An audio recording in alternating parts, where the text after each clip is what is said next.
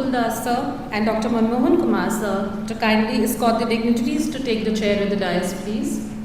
The dignitaries are Professor Shekhar C. Mande, Professor Akhilesh Tyagi sir, Shri Madhav B. Shriram ji.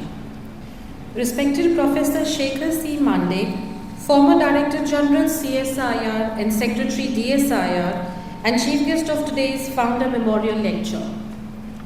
Professor Akhilesh Tyagi, Chairman Governing Board, Shriram Scientific and Industrial Research Foundation, Delhi.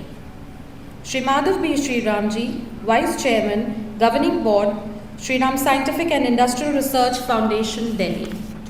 Our other esteemed members of the Governing Board, members of Research Advisory Committees, Dr. Mukuldas, Director, Shriram Institute for Industrial Research, Delhi, Dr. Manmohan Kumar, Deputy Director, Shriram Institute for Industrial Research, Delhi, invited dignitaries, ladies and gentlemen.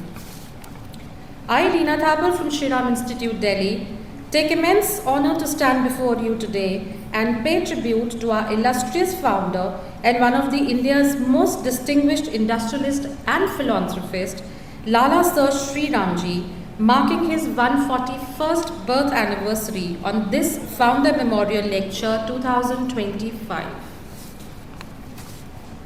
Lala Sir Shriram ji, a titan of Indian industry, a harbinger of progress, and an unwavering adept at education and scientific research. His legacy is indelible in the annals of India's economic and intellectual evolution. He did not merely build an industrial conglomerate, he laid the groundwork for modern Indian enterprise, shaping the trajectory of industrialization in the country, and thus was regarded the father of industrial research in India. Shriram Institute for Industrial Research was not only started by him in 1947, but became a beacon of excellence under his vision, resolute interest, and generous support. This institute became a crucible of scientific breakthroughs, conducting path-breaking research, pragmatic industrial application, and operating as a premier self-supporting institute in the country. The institute today stands as a living testament to his indomitable pursuit of progress. Since 1965, every year, scientific lectures have been delivered by eminent personalities from across the globe, thereby making this major significant event of the country.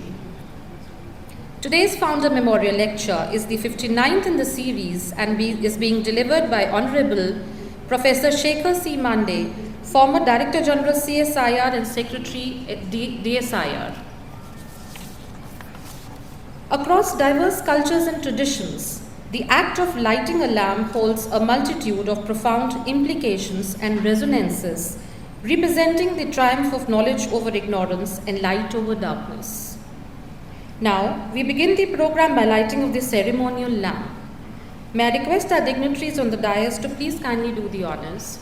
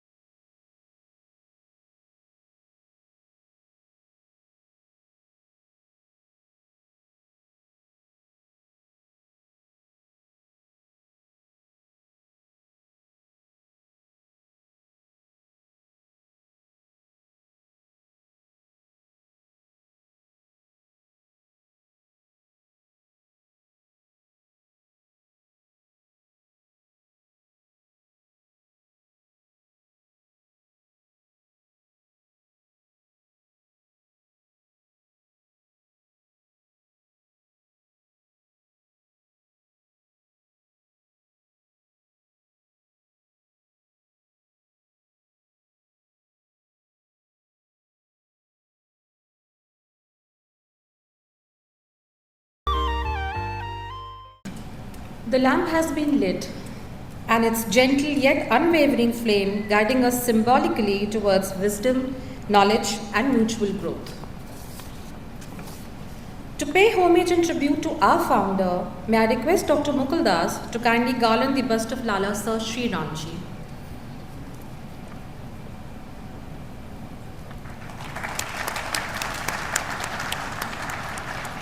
Thank you, sir. As we move further, we'll take a pause and recognize the values, dedication, and spirit that unites us.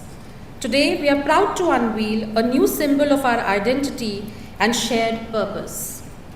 This SRI anthem has been thoughtfully created to reflect who we are, what we stand for, and where are we heading together.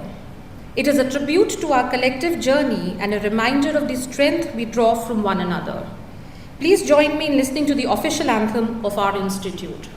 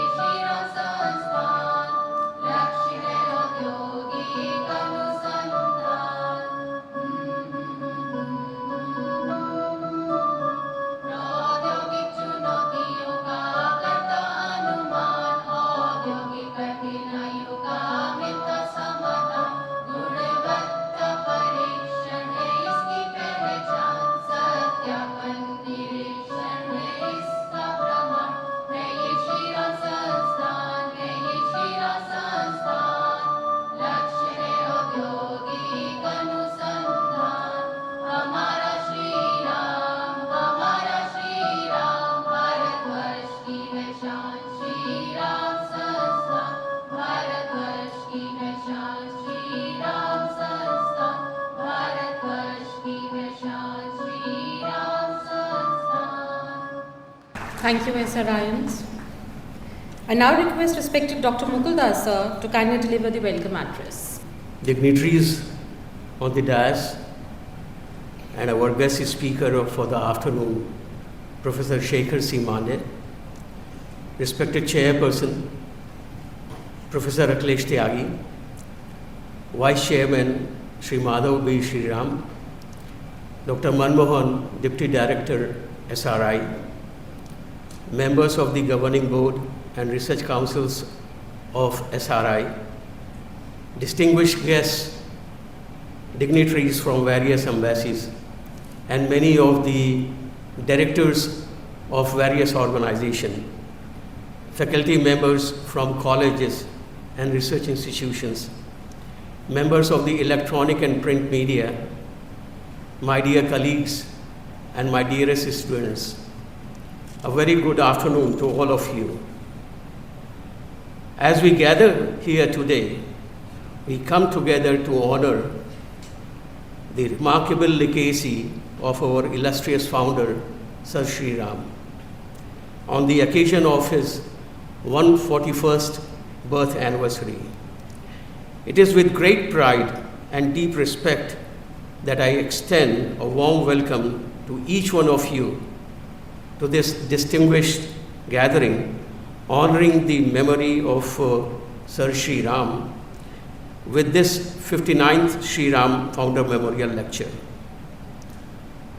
Sir Shriram was not only a visionary who was well ahead of his time, but also a successful industrialist and an architect of institutions. He laid the foundation of several academic and cultural establishments, including our beloved Shriram Institute, at a crucial time of the nation's history, that is, the independence of India. The flame of Lala Shriram vision was further fueled by the able leadership of Dr. Bansidhar, who steered the institute to even greater heights. Today, under the dynamic leadership of Shri Madhav Shriramji, this noble legacy is not only preserved, but also continues to thrive. At this juncture, I would like to take a moment to remember Dr. Manju Sharma, our former chairperson, who passed away this year. Her valuable contributions over many years were instrumental in the growth and success of the Institute, and we will forever be grateful for her dedication and leadership.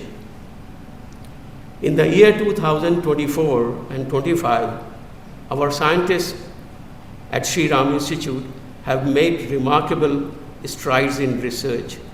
They have published several research papers in high impact factor journals and been granted 2 patents and submitted another 5 patent applications. Furthermore, our scientists have delivered numerous presentations and lectures at various conferences and scientific meetings. 2 of our young scientists, Ms. Mayuri and Ms. Neha Gupta, received their PhD degree this year. During the year, the Institute was recognized by BIRAC Innovator Award 2024 in recognition of the contributions made by our material science team on research project synthesis of methyl hydroxyalkyl guar for use in building material mixtures. On behalf of the Institute, the director and Dr. Meenu Talwar received the honor at the valedictory function of the BIRAC program Global Bio India on September 14, 2024 at Pragati Maidan, New Delhi.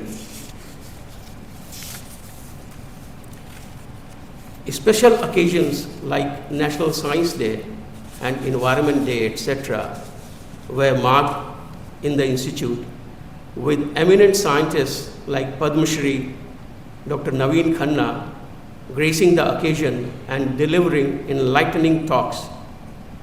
Time to time, relevant trainings and exposure programs were also held or participated both within or outside to broaden the skills and caliber of our teams.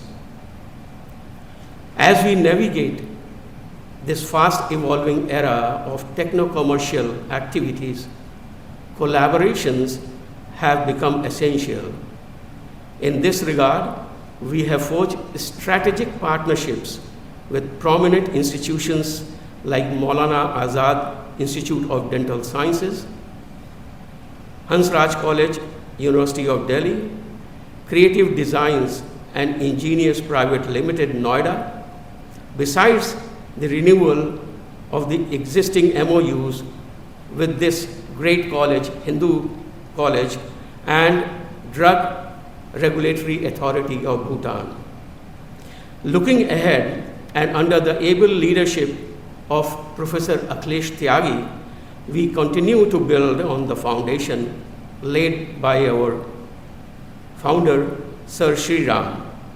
While much has changed over the past 7 decades, the enduring vision of our founder continues to guide us to address the pressing challenges of society even today.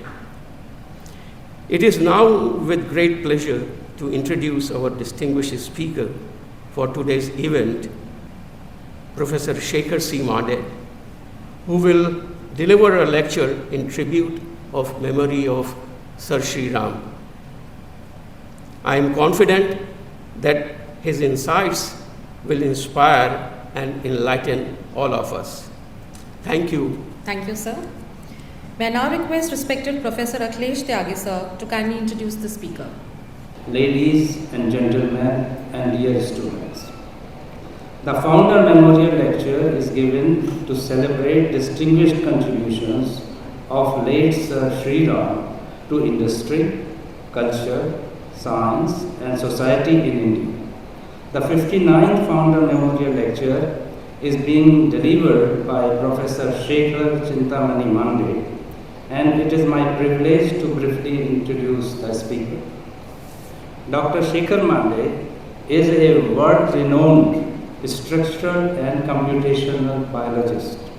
He was trained at the Molecular Biophysics Unit of the Indian Institute of Science and determined the first protein crystal structure of peanut lectin. His academic contributions have been in the area of structure-function relationship of proteins, mostly derived from Mycobacterium tuberculosis. He has also contributed to development of computational methodologies for analysis of large biological data, which are highly relevant in today's scenario. He has worked at the Institute of Microbial Technology, Chandigarh, Center of DNA Fingerprinting and Diagnostics, Hyderabad, and National Center for Cell Science, NCCS, Pune. He was the director of NCCS, Pune between 2011 and 2018. Subsequently, he moved to New Delhi as Director General of the Council of Scientific and Industrial Research, CSIR, come Secretary, Department of Scientific and Industrial Research, DSIR, Government of India. Besides being responsible for major contributions at CSIR and DSIR, he was part of leadership which provided scientific and technological response to COVID-19. One of the hallmarks of his leadership was to strongly encourage gender-inclusive scientific leadership. He has been recognized by election to 3 science academies in the country: Indian National Science Academy, New Delhi, Indian Academy of Sciences, Bangalore, and National Academy of Sciences, India, Allahabad, and has been awarded Shanti Swarup Bhatnagar Award in Biological Sciences in 2005, among several other distinctions he has received. Currently, he occupies a distinguished professorship at the Savitri Phule Pune University. He also serves on the boards of many companies, including independent director on the board of Tata Steel Limited and the chairman of governing body boards of Biotechnology Consortium India Private Limited and the National Council of Scientific Museums. Also, he is National President of Vigyan Bharati. The topic of his lecture is Understanding Infectious Disease in a New Perspective. I present to you Professor Shekhar Mande. Present on the dais, a long-time friend, Professor Akhilesh Tyagi, who also is the chairman of the governing board of CSIR, Shri Madhav Shriram, Dr. Mukul Das, Dr. Manmohan Kumar, present in the audience several dignitaries, principal of the Hindu College, and many others. It's a great pleasure and privilege for me to be able to stand here and deliver the 59th Foundation Day lecture of Sir Shriram. The Foundation Day lectures, in a sense, are symbolic of remembering the contributions of our previous generations, especially those who fought for India's freedom and those who actually built many educational organizations in the country. Many of you are aware that at the time of independence in 1947, India had barely 19 universities. Today, India has more than 700 universities all across the country. So the opportunities for young people then were far and few. And therefore, what our ancestors did, or few generations before us did, 2 or 3 generations before us, was a profound contribution in building up an ecosystem where younger generation people of India, people like us, would benefit by that particular system. And we are immensely grateful to people like Sir Shriram for having contributed in that particular direction. And therefore, it's my great privilege to be here amongst all of you. When I received a mail for the first time, I was not very sure whether I was going to accept it or not. But then Dr. Mukundas was very prompt in sending the list of previous Foundation Day speakers, and having seen that, I couldn't have said no. So thank you, Dr. Das, for this invitation. What I thought I will talk about to you is about infectious diseases. I will not tell you the relevance immediately. About halfway through my talk, I will have an opportunity to tell you a little bit about why we actually worry about infectious diseases so much. Right? So next slide, please.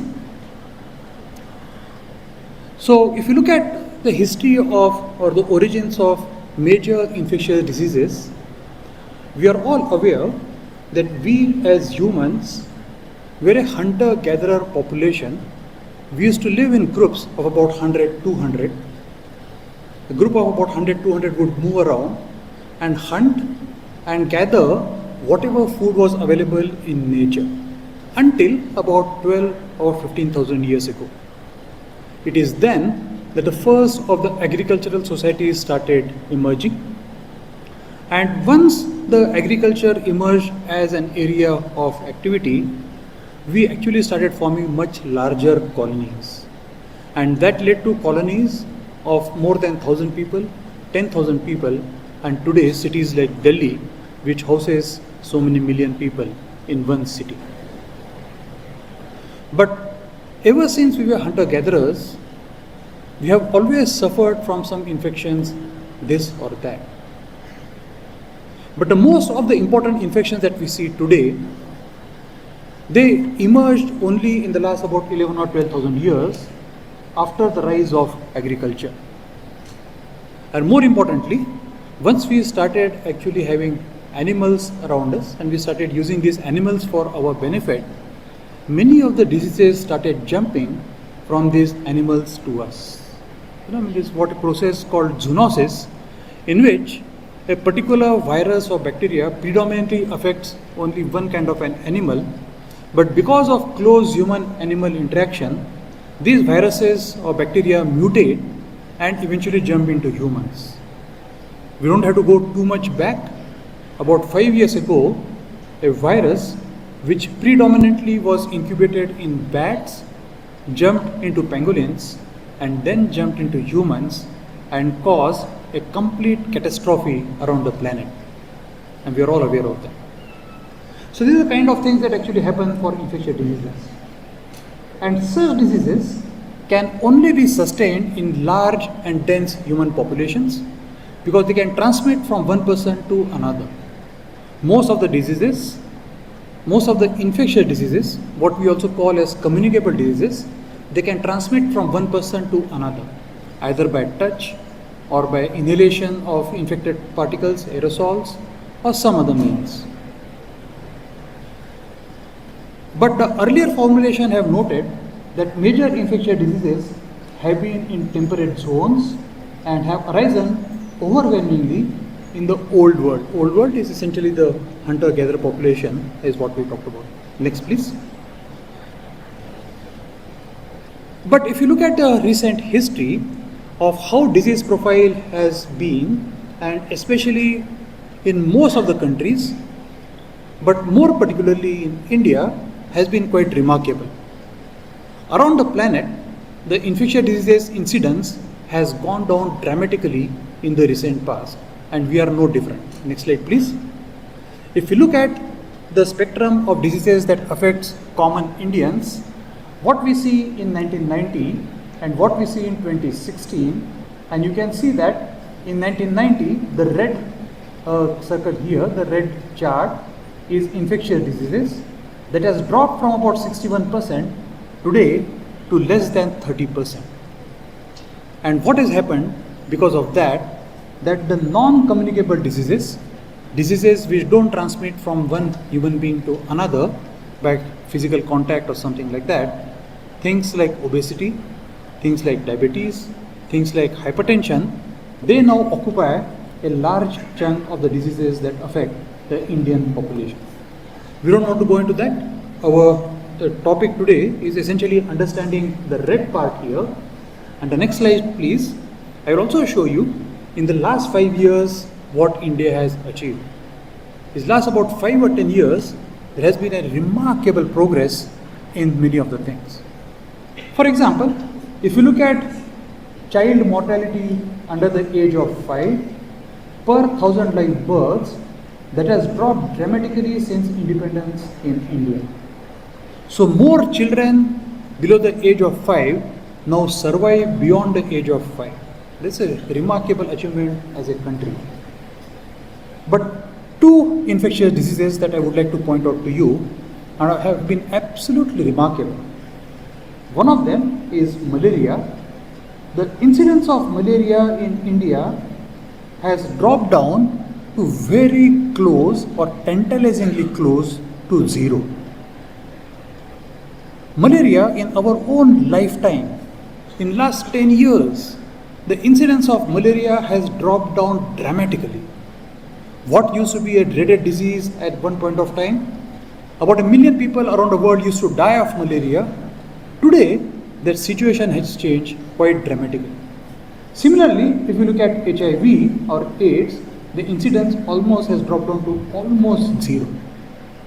Now, this has been possible because of targeted interventions that multiple people have done. The medical sciences have advanced on the one side, but on the other side, the governments and the society has been proactive in taking measures against the spread of all these diseases. And that has been a remarkable achievement of our times. You have heard that previous to our times, most of the students here were not born in 1970, but previous to that, the rampaging diseases were things like smallpox, and we were able to manage to get rid of those. Till recently, till about 20 years ago, there was a significant effect of diseases like polio. We got rid of polio, and now we are almost at the doorstep of getting rid of malaria and getting rid of HIV. Next slide, please. So this has been actually what has been an achievement of our country in the last, I would say, 10 to 15 years. Now, if you look at how communicable diseases are caused or how they spread, next slide, please. In general, what we know is that they are caused by an organism, a microorganism that cannot be seen by normal naked eye, has to be seen under a microscope. It could be either a virus, it could be a bacterium, it could be a parasite, or it could be a fungus. All these can cause communicable diseases. And long ago, in 1890, Robert Koch actually proposed an hypothesis that diseases are caused by organisms, and for that, one must be able to isolate the organism and establish the relationship between the diseased tissue and the other one. So Koch proposed 3 postulates which most of the microbiology students in the audience would know of, that how diseases are caused, by which kind of organisms, and how they propagate in a population like this. Once again, COVID-19 is a burning example of that kind of a postulate. Next slide, please. But the people who are given credit for proposing how diseases are transmitted are people like Louis Pasteur, who proposed that there must be an organism, and the organism can be killed either by ultraviolet light or by heating or whatever, in a process what we call as pasteurization. And the diseases, when they emerge, generally they emerge in things like animals, At one particular stage, they jump from animal to human, but cause only a limited outbreak. But in the next stage, they also transmit from a human to human, and in the final stage, they only transmit between two individuals, something like that. These are the multiple stages of how diseases are actually transmitted, or how do they evolve from animals to humans and eventually becoming only human diseases. Another example, just like COVID-19, is that of HIV. HIV was not a human disease. Till about 1980, we did not know what HIV was. It was predominantly a monkey or a chimpanzee disease, what used to be called by a virus called SIV, the simian immune deficiency virus. But at some point of time, nobody knows how it jumped from those primate species into humans. And then it of course caused havoc around the planet. So most diseases follow very similar profile, that many of them originate in animals. All of you are aware of the terms called bird flu. You are aware of the term called swine flu. They are the influence of viruses. They essentially either incubate or propagate in either the birds or in the pigs and so on and so forth. But at some point of time, a few mutations take place in the virus so that it can jump from either the birds or the pigs into humans. And that can cause a large scale epidemic. And these are the stages that actually essentially explain you how the diseases are caused. Next slide, please. What I want to do is want to take a step back, and I told you that I will have a chance to tell you why we are talking of infectious diseases. And I have taken tuberculosis as an example only for 2 slides.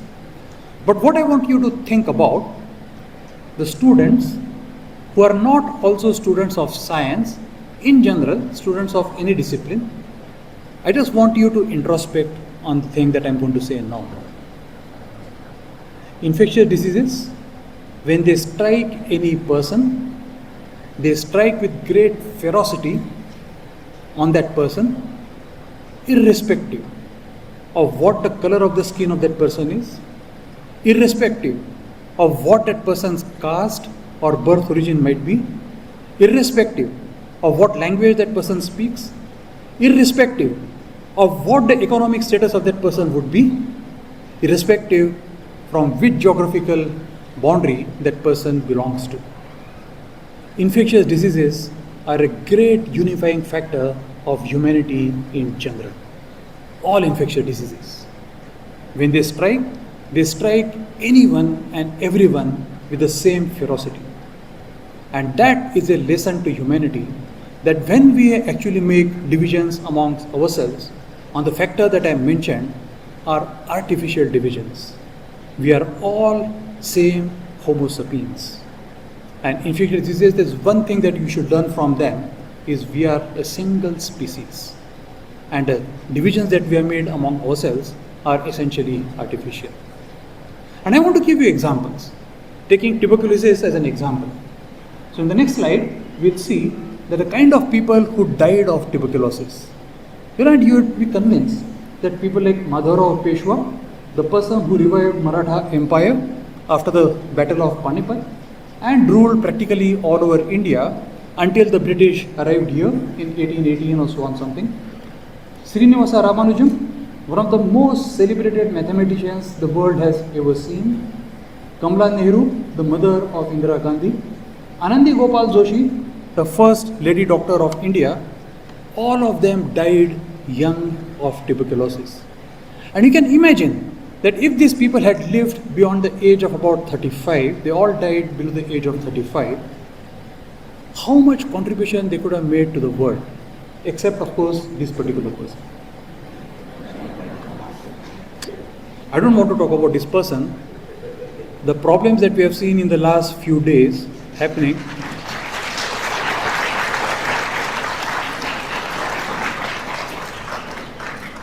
the problems of the last few days would not have existed. It's a shame on this person that he actually did what he did. Next slide, please. But the people also survive of tuberculosis.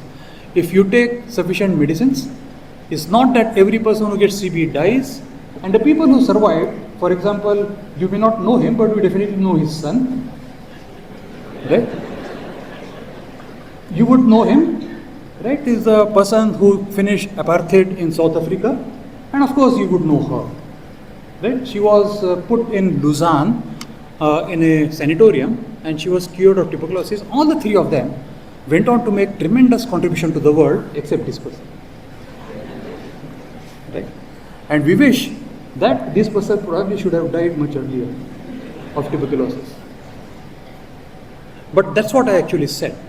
When infectious diseases, they strike humanity, they strike everyone irrespective of what we may actually try to classify ourselves into that category. And therefore we should actually take lessons from these organisms, microorganisms, that how we should behave ourselves. Next slide please. Now, for any disease, whether be it communicable or non-communicable, there are three principal ways how do you actually deal with the control of any of the diseases. And the three principal ways essentially are: number one, you prevent that disease happening to you. Number two, any disease which you are likely to get, you diagnose it early. Any disease, whether it be diabetes or a cancer or any of the infectious diseases, you diagnose it early. And number three, in the eventuality that you are diagnosed with the disease, you treat yourself. There are three principal strategies that we do, and then let me a little bit deliberate upon these three issues. Next slide please. Now prevention, there are two ways of preventing. We actually follow healthy lifestyle, what we call as wellness, which unfortunately seems to be missing in the present days. And all of us, I just had a chance of talking to Mr. Shriram before we walked into here, that we have come to a situation in which our lifestyles are such that we sit all day at home, then we sit in a car, we come to the office and we sit in a chair. Our physical activity is minimal.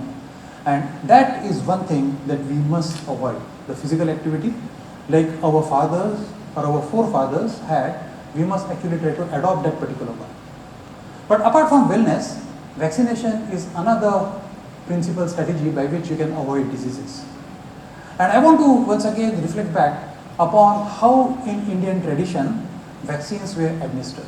Next slide please. So you'll be surprised to know that much before Edward Jenner came up with the smallpox vaccine, Edward Jenner came up with smallpox vaccine in 1797. About 500 years before that, there was a practice of variolation in India and in China. Right? And it's very well documented by multiple people, and it has been documented mostly what we know today by a person called J.Z. Holwell. He was the survivor of what is called as the Black Hole tragedy in Calcutta. I don't know how many of you are aware of the Black Hole tragedy. In 1756, when the Victoria Palace, what is known as Victoria Memorial, was being constructed, at that time Sirajuddaula didn't like that to happen by the East India Company, and he attacked the East India Company. And during the attack, a large number of soldiers were sequestered into a very small area, what is called as Black Hole, and most of the people died in that particular small enclosure. There were 5 survivors, and one of the survivors was J.Z. Holwell, who was also a physician. And J.Z. Holwell, 30 years before Edward Jenner made a smallpox vaccine, has made presentation to the Royal College of Surgeons and said that how Indians and Chinese follow a practice of variolation. So what used to happen was, white people from Varanasi, they used to take inoculum on pointed sticks along with them, and they used to go all over the country. And anyone who wanted to be vaccinated, or what we call as variolated, had to follow a very strict diet for a month before they would get vaccinated. And the wise people would go, find out that they have followed a very strict diet, and inoculate these people. After inoculation, this particular process was considered less risky than contracting the disease naturally. The mortality rate was 1 to 2%, as against if we were not variolated, 30%. And in most of the Europe, the mortality rate was 30%. And in India and China, the mortality rate due to smallpox was 1 to 2%. And that was very intriguing. And that's how actually they did that. And all the modern characteristics of vaccines that we know of, that they provide lifelong immunity and so on and so forth, were actually documented in this particular account of J.Z. Holwell. Next slide please.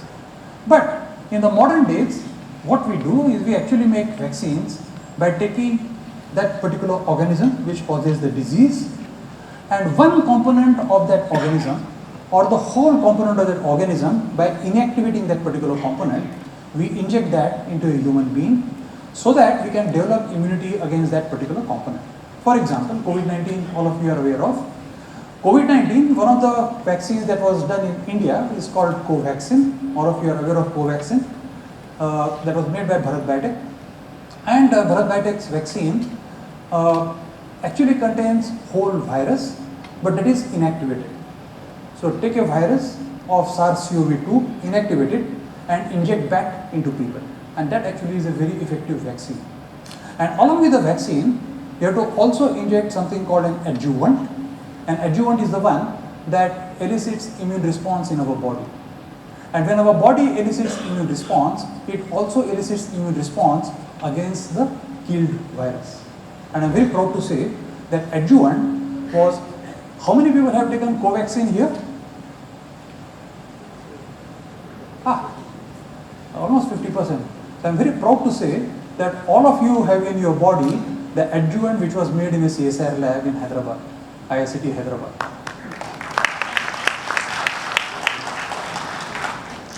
But today we actually make vaccines such as this. For example, the BCG vaccine is also an attenuated strain of Mycobacterium bovis, and that is given for preventing tuberculosis. Many of us in audience have taken BCG vaccine, and that is actually made by a similar thing that inactivate what could be a dangerous organism, but inject eventually so that our body gets used to that, and when you see the actual pathogen, you don't get affected by that particular disease. Next slide please.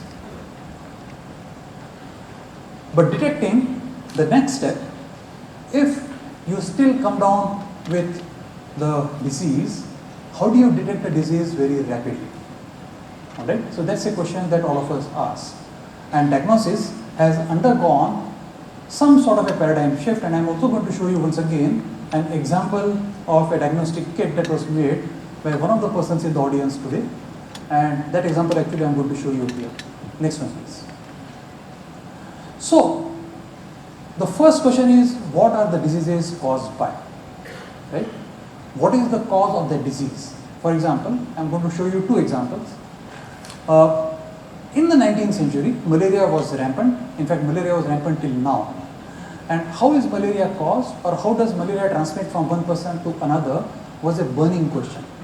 And in came a person called Sir Ronald Ross, right? And he discovered that mosquito, if a mosquito bites an affected person with malaria and then goes and takes blood meal from another healthy person, would transmit the cause of malaria, that is plasmodium whatever, to another healthy person, and the healthy person now would come down with malaria. Next slide please. And the way he did this experiment is very interesting. He took a person who had malaria symptoms, asked that person to sleep on a bed, covered the bed with a mosquito net, introduced mosquitoes into the mosquito net, captured all these mosquitoes, took a healthy person. The healthy person slept on a separate bed. That bed also was covered with mosquito net, and introduced these captured mosquitoes into that particular bed. The person who was healthy, lo and behold, developed malaria. And that's how he proved, right? So that's the experiment that Ronald Ross did, and he became the first Nobel laureate from India.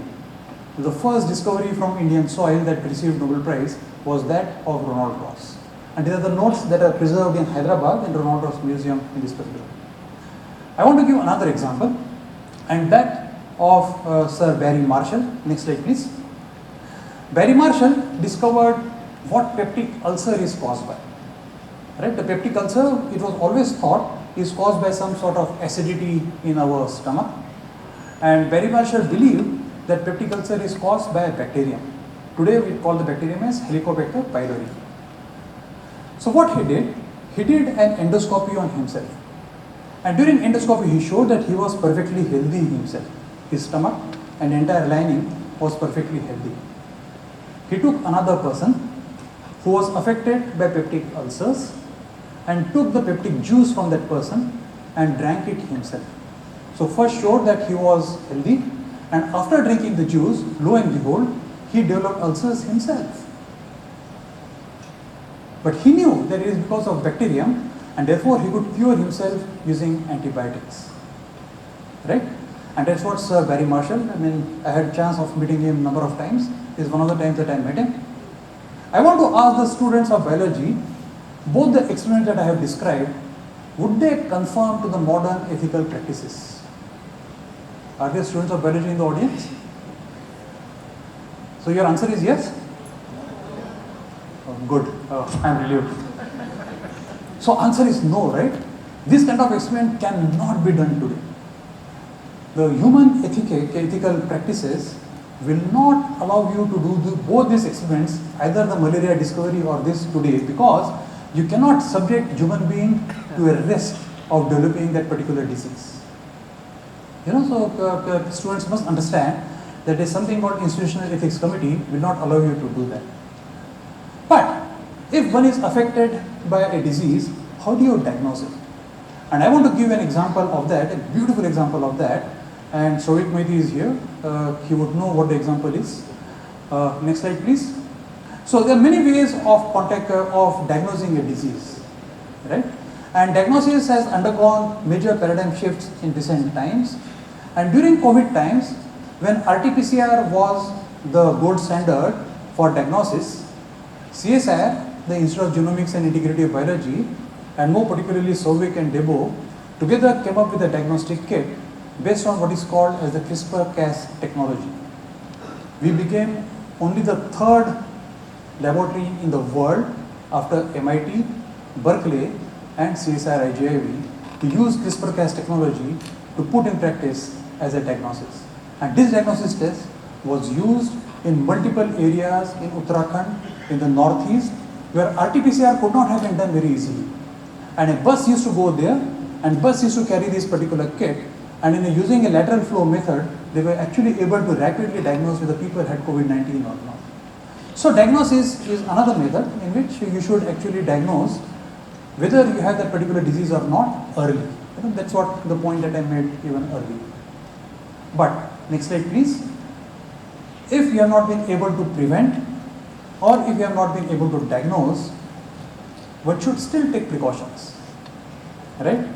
And the precautions that one takes is in trying to understand how a disease spreads. Whether a disease spreads by touch, if disease spreads through air, or the disease spreads by a vector, like biting of mosquito or a fly or something like that, or something like this. And at CSIR, at that time, we did an experiment to show that COVID-19 was airborne. I don't know how much time I have. There is a small video. If you can play if you click on that HTTPS YouTube, you will see the video.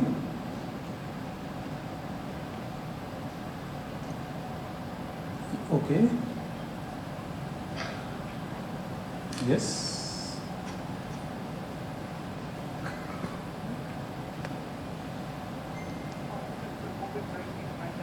Can you get the volume up?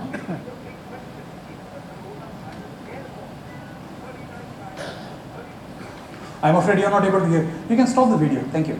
So basically, what we were able to show then, that SARS-CoV-2 was airborne, and when we speak, when we sneeze, when we cough, we emit large number of aerosols into air, and a healthy person, when the healthy person inhales those aerosols, contacts the disease. That's essentially actually what we showed at that time. We were among the first ones in the world to have shown that at that particular point of time, and the papers are all published. Next slide, please. Now, once you have diagnosed, next slide, please. Once one is diagnosed, next slide, please.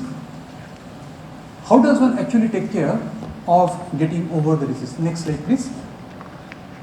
And that is treatment or a chemotherapeutic intervention. Next slide, please.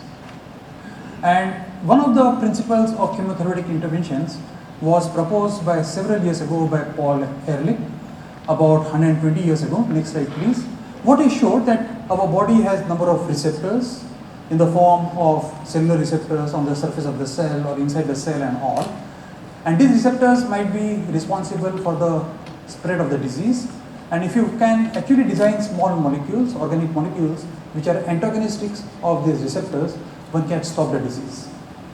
And for testing whether one can stop the disease or not, one does what are called as randomized clinical trials, in which you have these purified compounds and one gives these purified compounds to large number of people, a group called treatment group and another group called control group, which are essentially placebo, and one actually compares the results and comes up with this particular. Next slide please.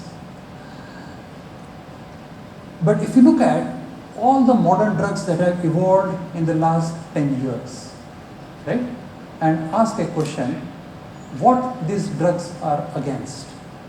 You know, the last 10 years profile of all the drugs that have come in the market, they're the FDA approved drugs.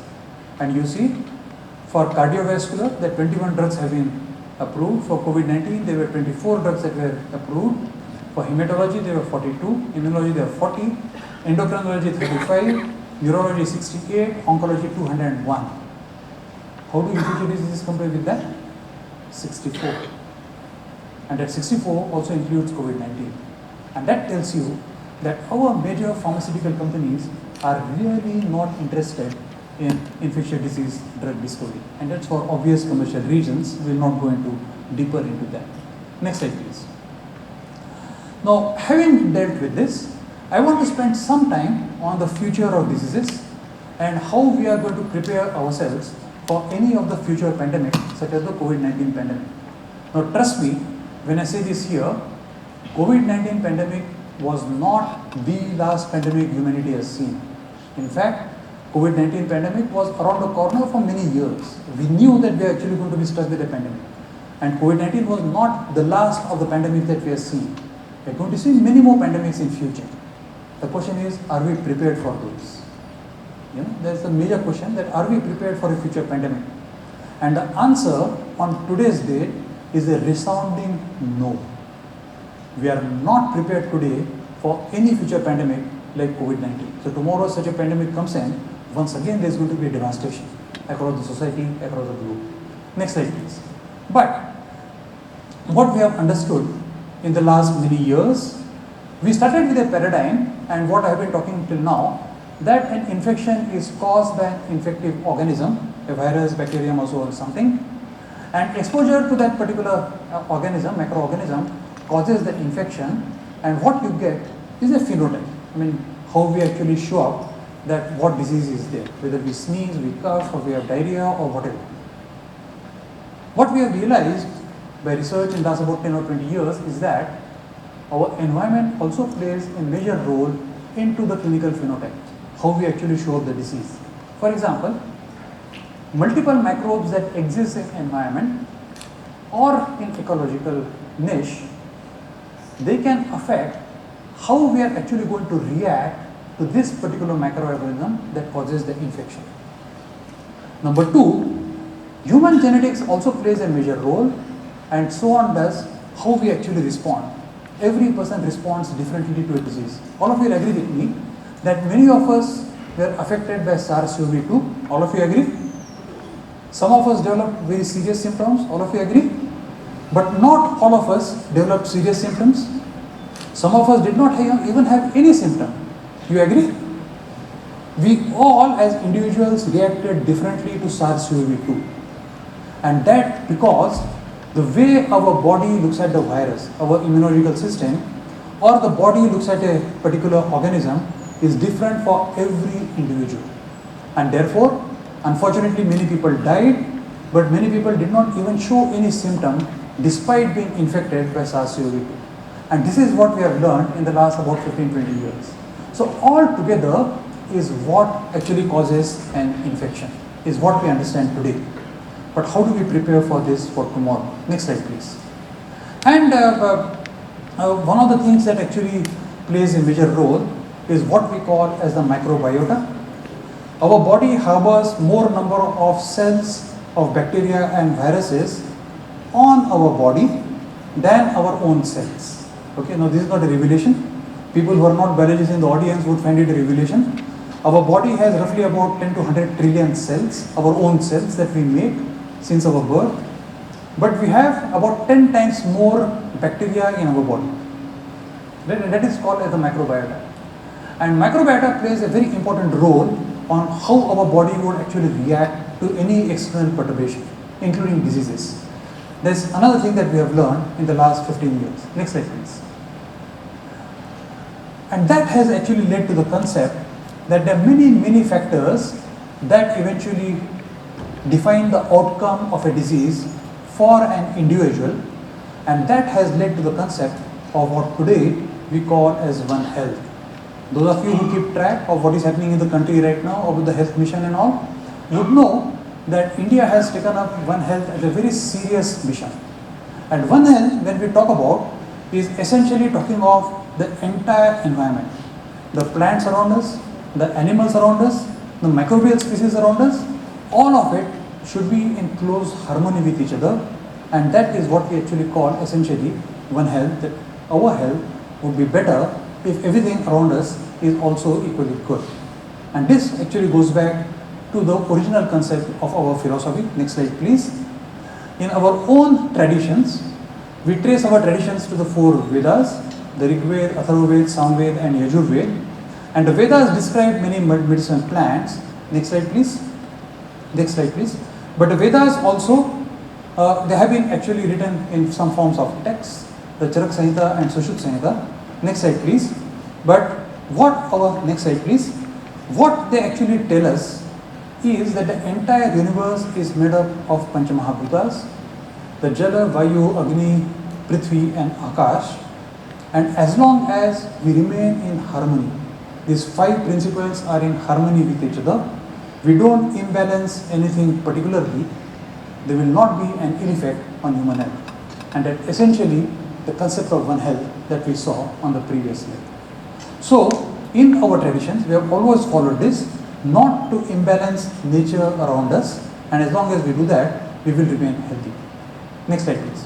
But on modern day context, in the last 5 years, we cannot ignore the pervasive contributions of artificial intelligence. All of you agree with me? The kind of things that we are learning out of artificial intelligence is just phenomenal. In the last 5 years, it's a completely different phenomena how we are actually learning about new things using artificial intelligence. And can we not use artificial intelligence for managing the future of pandemics or understand infectious diseases in a new perspective? Can we predict an outbreak ahead of time? At which geographical region we are going to get an outbreak? Can you diagnose early using AI? Can you define the outcome of a clinical trial using AI? Can you evolve personalized therapies using AI? Can we not predict what kind of pathogens exist in future using AI today so that we are prepared for those pathogens? Can we actually not survey for those pathogens in our surroundings? There are many questions which indeed can be translated or can be addressed using artificial intelligence. And I want to give you 2 examples of that, and I will finish after that. Next slide, please. For example, this is a review that appeared 2 months ago in Nature, and it tells you how AI approaches are answering key questions in infectious diseases epidemiology and the potential effects and the maturity in the scientific and public health community. And large number of AI techniques have been used now for either surveillance or diagnosis or whatever, are not used, but are proposed to be used for each of the things that actually showed you in the previous slide. And we do hope that as much as AI has made difference in many other things, large language models, all of you are aware of ChatGPT and all, but like that, it also has now started making pervasive influence on the outcome of infectious diseases. Next slide, please. And in fact, the CEO of Google's DeepMind, someone called Demis Hassabis, is the CEO of Google's DeepMind that's literally piloting the next AI revolution around the world. It so happened that Demis Hassabis also received the Nobel Prize last year for what he called as AlphaFold for predicting protein structures. He gave an interview 2 days ago, just 2 days ago, he has given an interview, and the interviewer, Scott Pelley, asked him a question that are we seeing the end of disease? And Demis Hassabis says, I think that's within reach, maybe within the next decade or so, I don't see why not. not only any infectious disease, but any disease in any form. It's possible to eliminate diseases using AI, is what Demis Hassabis believes. We may think it's a fiction on today's date, but nonetheless, many people around the world are working toward that particular direction, and particularly what I showed you on the previous slide, that AI can be used on multiple different ways of either surveillance or disease outbreak, or how we can actually diagnose early, or so on and so forth. And we can also be ready for future pandemic using AI principles. So to the young generation, embrace AI as much as possible. Last 5 years have seen phenomenal change in the way we used to look at AI. For example, I will tell you, as a scientist on the bench, about 10 years ago, I used to use a technique called recurrent neural networks, or we used to use a technique called convolution neural networks. It appears today, in last 5 years, that we don't really need to use recurrent neural networks anymore, because the concepts that have been proposed now are of something called self-attention or a transformer, or Microsoft has come up with a method called ResNet. Now these principles have completely changed the AI field in last 5 years, literally last 5 years. And there lies a great opportunity for the younger generation present in the audience. Please embrace these technologies and please learn how we can use these technologies for the betterment of humanity in future. And we do believe with the younger generation present here, if you are convinced by this particular thing, and if you actually take up as a resolve to work towards the betterment of humanity, the aspiration that 1.4 billion people in India have set, saying that we want to be a Viksit nation by 2047, that aspiration can be met only if the younger generation of today is committed to that particular aspiration. And that also would lead to elimination of diseases, as what Demis Hassabis mentioned. So I want to end here, but not before thanking my sponsors. Next slide, please. I have been supported very generously by Dr. Anand Deshpande. He is a first generation entrepreneur. He owns a company called Persistent, and he has given a very generous grant to the Bioinformatics Center of my university, through which I get my salary. And I am also supported by the J.C. Bose Fellowship of the Department of Science and Technology, which I operate through National Center for Cell Science. Once again, thank you all very much, and a great privilege for me to be here. Thank you so much, sir, for enlightening us about the most important aspect of our civilization, the human health, through your precise and impactful lecture. May I now request respected Professor Akhilesh Tyagi, sir, to kindly present a memento to him.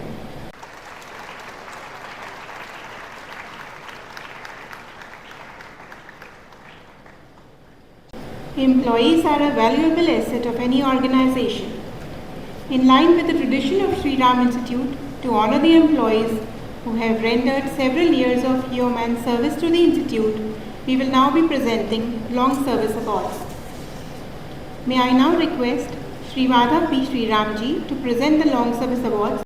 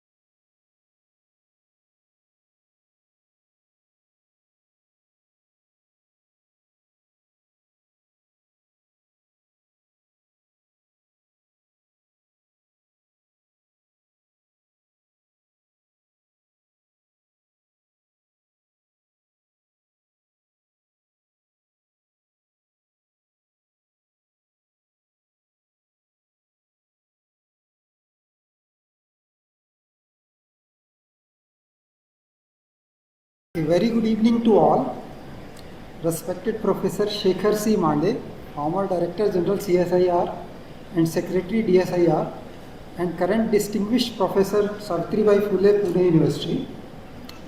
Professor Akhilesh Tyagi, Chairman Governing Board of Shriram Institute for Industrial Research, Delhi. Shri Madhav Shriram ji, Vice Chairman Governing Board, Shriram Institute. All the members of Governing Board and Research Advisory Committee. Dr. Mukul Das, Director, Shriram Institute. Heads of various divisions and colleagues, Excellencies, honored guests, dear students, ladies and gentlemen. It is indeed a great honor and privilege for me to propose vote of thanks today on this memorable occasion of 59th Founder Memorial Lecture. Today's brilliant and inspiring presentation by Professor Shekhar ji has enlightened all of us about the intricacies of the infectious diseases. Sir, your years of research experience, in-depth understanding of the subject, and ability to present the subject in such an interesting way have enhanced our knowledge of infectious diseases. As highlighted in your talk, infectious diseases have been troubling mankind from centuries, and building a thorough understanding in this area can only help us to fight them. How you have connected events from the history with the present day infections and impact of urbanization is highly noteworthy. You have also guided the scientific community present here on how emerging tools like artificial intelligence can play an important role in fighting infectious diseases. On behalf of Shriram Institute management and staff, I would like to express heartfelt gratitude to Professor Shekhar ji. May I express my profound gratitude to our chairman, Professor Tyagi ji, for his presence and support. We are very lucky to receive his valuable inputs and encouragement in all our activities, which help us to choose the right path. I feel honored and privileged to thank our Vice Chairman, Shri Madhav Shriram ji. He has been always a source of constant inspiration and driving force for our scientists in their various endeavors. I would like to thank our Director, Dr. Mukul Das, under whose leadership and meticulous planning this event has been successfully organized by SRI family. My sincere thanks are due to Dr. Mrs. Anju Srivastav ji, Principal Hindu College and its management for permitting us to organize today's event at this beautiful auditorium and providing all the necessary logistic support.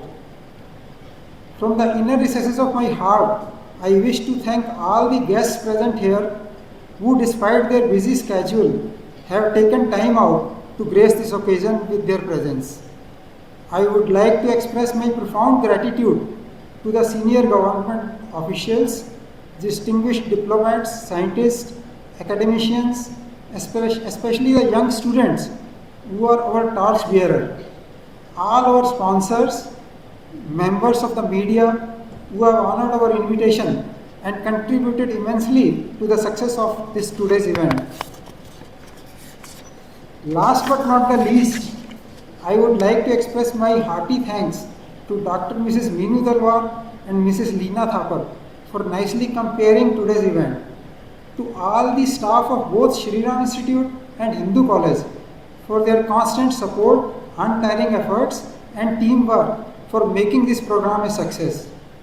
With this, I want to conclude this vote of thanks, wishing peace and health for all. Thank you very much. With this, we have come to the end of today's program. We hope that you have enjoyed the program and will again oblige us with your gracious presence in the Founder Memorial Lecture 2026, which would be the 60th in the series. Wish you a good evening. May I request you all to join for refreshments. Our volunteers will escort you for the same.